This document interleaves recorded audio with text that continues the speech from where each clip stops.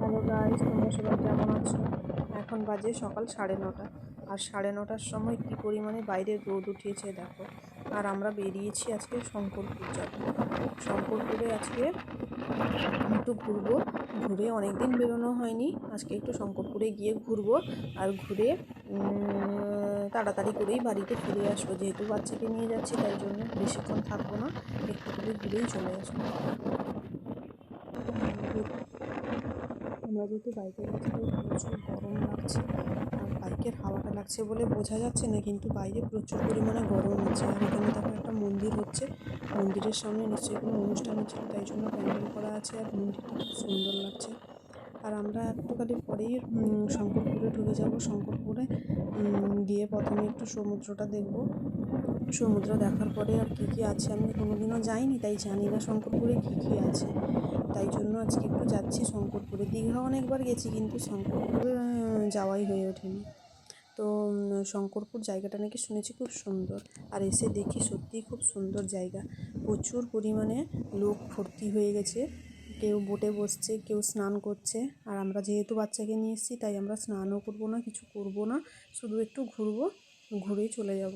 আর এখানে দেখো কত দোকান বসছে। ডাবের জলের দোকানে তো প্রচুর লোক, যেহেতু গরম তাই সবাই প্রায় ডাব খাচ্ছে এখানে দাঁড়িয়ে। আর এখানে যে দোকানগুলো আছে সেগুলো বিকেলে খুলবে, সকালবেলা খোলেনি, তাই সব দোকান দেখাতে পারলাম না। এই ডাবের দোকানগুলোতেই এখন সবাই দাঁড়িয়ে ডাব খাচ্ছে, আর কোনো দোকান খোলেনি। তো দেখো কত সুন্দর ঢেউ আসছে, দেখো বাইরেটা কত সুন্দর লাগছে, যেন মনে হচ্ছে সমুদ্রটা কোথায় গিয়ে শেষ হয়েছে তার কোনো সীমা নেই, এত সুন্দর লাগছে। আমি শঙ্করপুরে যেহেতু কোনোদিনও আসিনি তাই এরকম জানি না যে এই জায়গাটা এত সুন্দর, খুব সুন্দর লাগছে। দেখে মনে হচ্ছে যেন স্নান করি, কিন্তু যেহেতু মেয়ে আছে তাই স্নান করতে পারলাম না। খুব সুন্দর, দেখো কত সুন্দর সমুদ্রের জল আসছে। আমরা বেশিটা যাইনি, একটু সামান্য সামনের দিকে গিয়েই দাঁড়িয়ে দেখছিলাম।